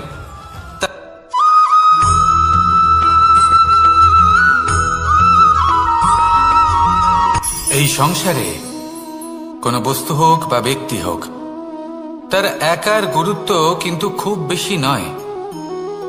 একটা উদাহরণ হিসেবে বৃষ্টির ফোঁটাকে ভেবে দেখুন। যদি একটি বৃষ্টির ফোঁটা হয় তাহলে তার খুব বেশি গুরুত্ব থাকে না, কিন্তু যখন সহস্র বৃষ্টির ফোঁটা মেঘের মধ্যে দিয়ে ঝরে পড়ে, তখন সেটা বর্ষার রূপ ধারণ করে। সেই বর্ষা যা এই প্রকৃতিকে শান্ত করে।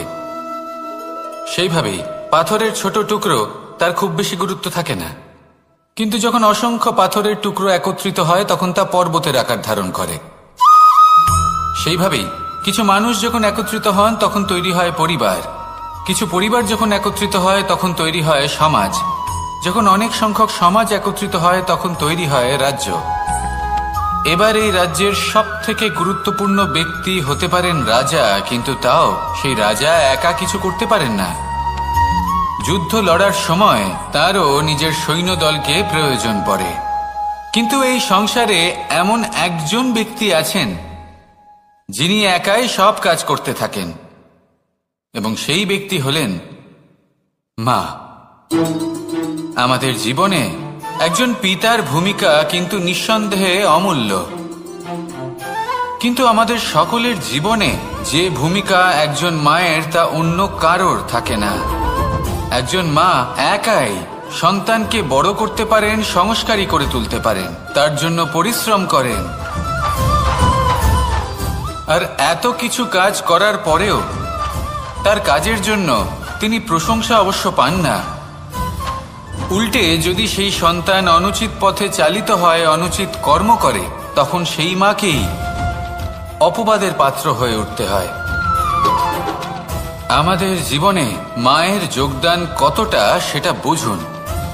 আপনাকে বড় করে তোলার জন্য উনি কতটা পরিশ্রম করেছেন সেটা বুঝুন।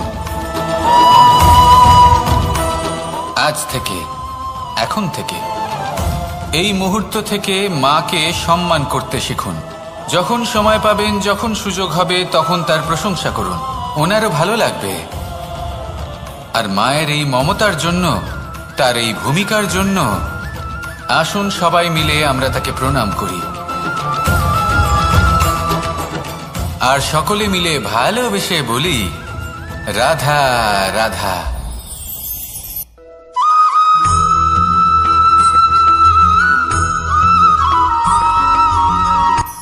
এই সংসারে সাফল্য লাভ করার জন্য জ্ঞানের প্রয়োজন হয়, পরিশ্রমের প্রয়োজন হয়, দৃঢ় নিষ্ঠার প্রয়োজন হয়, নিরন্তর চেষ্টা করা প্রয়োজনীয়। কিন্তু আরো কিছু আছে যা অত্যন্ত প্রয়োজনীয় এবং গুরুত্বপূর্ণ। তা হলো ভালো বন্ধু, তাদের থাকা অত্যন্ত প্রয়োজনীয়। যদি ভালো বন্ধু থাকে তাহলে সময় এলে তারা ঢাল হয়ে আপনাকে সুরক্ষা করবেন। সময় এলে অস্ত্রের মতো শত্রুকে সংহারও করবেন। যদি তিনি জ্ঞানী হন, তাদের মধ্যে সদ্গুণ থাকে, তাহলে এই সব গুণ আপনার মধ্যেও প্রবেশ করবে। তাহলে সাফল্যের জন্য ভালো বন্ধু পাওয়া অত্যন্ত প্রয়োজনীয়। কিন্তু শুধু বন্ধু কেন, ভালো শত্রুও থাকা প্রয়োজনীয়। এবার আপনি ভাববেন, আমি কি বললাম? যদি আপনার জীবনেও ভালো অর্থাৎ শক্তিশালী শত্রু থাকে, তাহলে আপনিও শক্তিশালী হতে থাকবেন। এই শত্রু আপনাকে প্রেরিত করবে আরো বেশি শক্তিশালী হয়ে ওঠার। কখনো কোনো হরিণকে দেখুন, তীব্র গতিতে দৌড়তে থাকে। কেন তীব্র গতিতে দৌড়য়? এই কারণে নয় যে কোথাও তার জন্য মধুর ঘাস অপেক্ষা করে রয়েছে, না। সে এই কারণে তীব্র গতিতে দৌড়য় কারণ সেটা না করলে তার পেছনে একটি সিংহ আছে যে ওকে নিজের ভোজন করে ফেলবে। তাই জীবনে বিপদ, সংকট, এই সবকিছুও হলো অত্যন্ত গুরুত্বপূর্ণ। তার সম্মুখীন হতে শিখুন আর আমার সাথে ভালোবেসে বলুন, রাধা রাধা।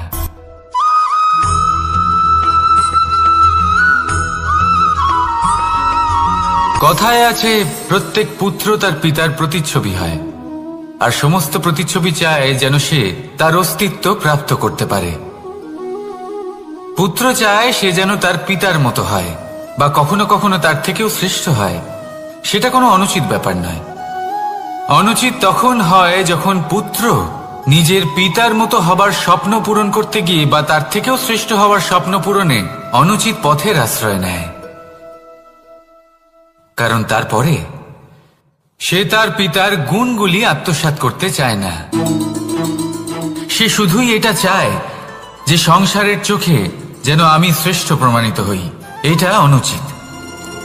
সংসারে এমন অনেক মানুষ আছেন যারা এই কারণে শ্রেষ্ঠ হবার চেষ্টা করেন যাতে তার পরিবারের তার পিতার সম্মান বৃদ্ধি পায়। এমনও মানুষ থাকেন, আর এটাই হলো পার্থক্য উদ্দেশ্যের। মনে রাখবেন, যদি আপনার উদ্দেশ্য শুভ হয় তাহলে পথও শুভ হবে। যদি আপনার উদ্দেশ্য অশুভ হয় তাহলে পথও অশুভ হবে। তাহলে নিজের পিতার মতো হবার চেষ্টা অবশ্যই করুন, তার থেকেও শ্রেষ্ঠ হওয়ার চেষ্টা অবশ্যই করুন, কিন্তু মনে রাখবেন আপনার সংকল্প আর আপনার উদ্দেশ্য এই দুই শুভ হওয়া উচিত। তাহলে আসুন আর আমার সাথে ভালোবেসে বলুন, রাধা রাধা।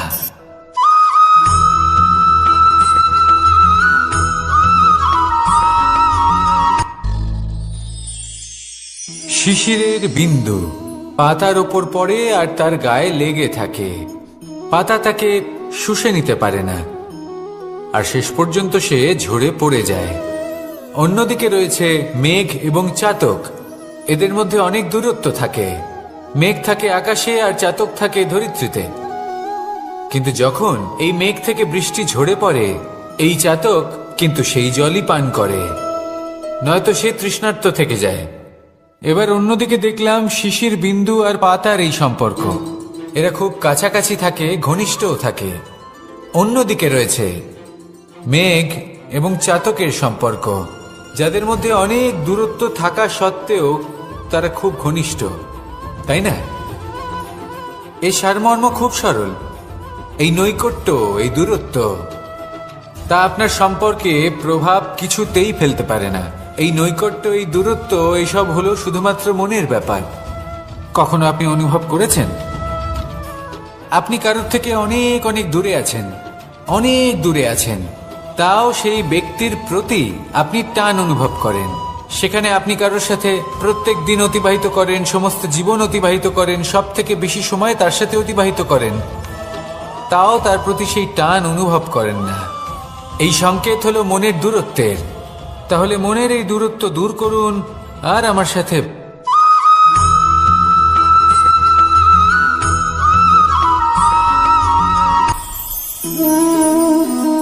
শক্তি এক অত্যন্ত বিচিত্র বস্তু, বা বলতে পারেন অনুভূতি।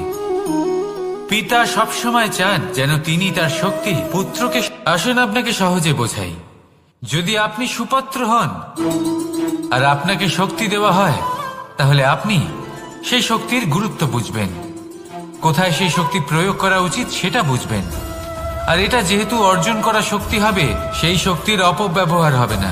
কিন্তু যদি এই আপনি কুপাত্র হন আর যদি আপনাকে এই শক্তি দেওয়া হয়, তাহলে কি হবে? দেখতে গেলে এই শক্তি আপনি দান হিসেবে পেয়েছেন, তাই না আপনি এই শক্তির গুরুত্ব বুঝবেন আর না এর প্রয়োগ আপনি জানবেন। তার অপব্যবহার হওয়া সুনিশ্চিত। তাই যদি আপনি কোনো শক্তি অর্জন করতে চান, তাহলে আগে তার যোগ্য হয়ে উঠুন, পুত্র নয় পাত্র হয়ে উঠুন। আর আমার সাথে ভালোবেসে বলুন, রাধা রাধা।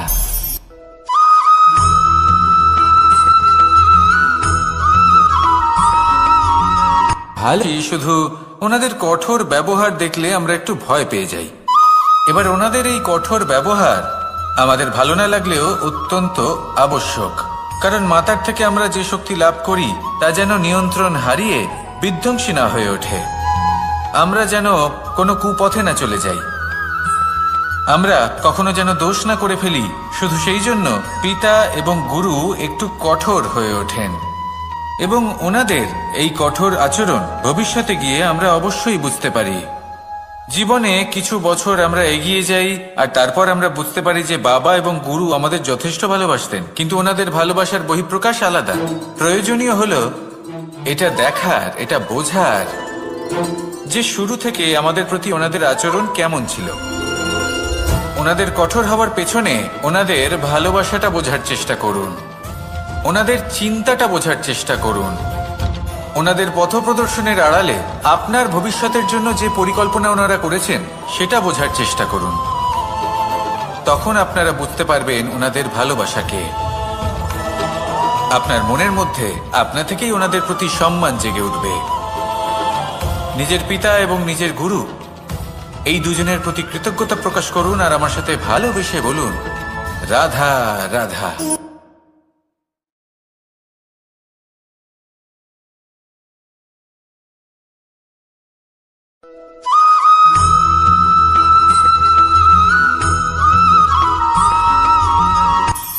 কখনো কোনো বাগানের কোনো বৃক্ষকে দেখেছেন যেখানে সুগন্ধি ফুল থাকে, রসালো ফল থাকে?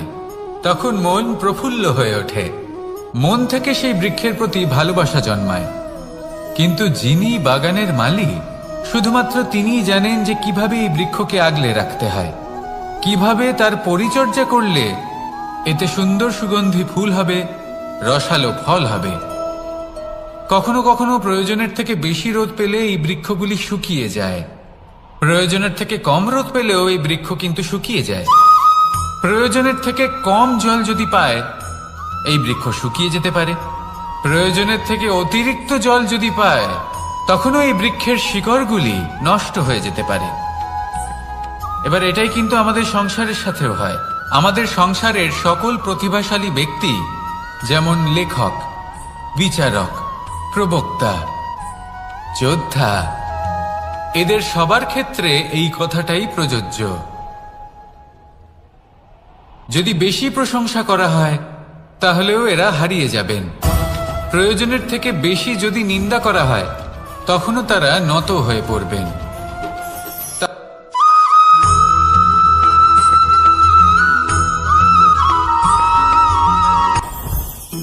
জীবনে কিছু শেখা অত্যন্ত গুরুত্বপূর্ণ।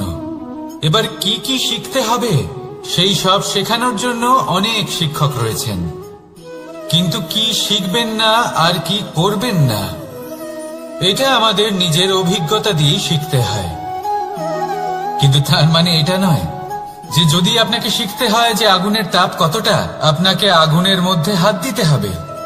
না, অন্য কারোর অভিজ্ঞতা দ্বারাও শিখতে পারেন। প্রশ্ন শুধুমাত্র একটাই যে আপনি কি শিখতে চান নাকি চান না। যদি আপনি এটাই ভাবেন যে আমি শুধুই নিজের অভিজ্ঞতা দ্বারাই শিখতে চাই, তাহলে জীবনকাল ছোট মনে হবে, অনেক কিছুই শিখতে পারবেন না। তাই নিজের সাথে সাথে বড়দের অভিজ্ঞতা দ্বারাও শেখা শুরু করে দিন। এই সংসারের অভিজ্ঞতা দ্বারা শিখতে শুরু করে দিন। আর এটা নিশ্চিত রূপে শেখা আবশ্যক, যে কখন কি করবেন না, কোথায় থামতে হবে আর কোথায় থামবেন না। তাহলে আসুন আর আমার সাথে ভালোবেসে বলুন, রাধা রাধা।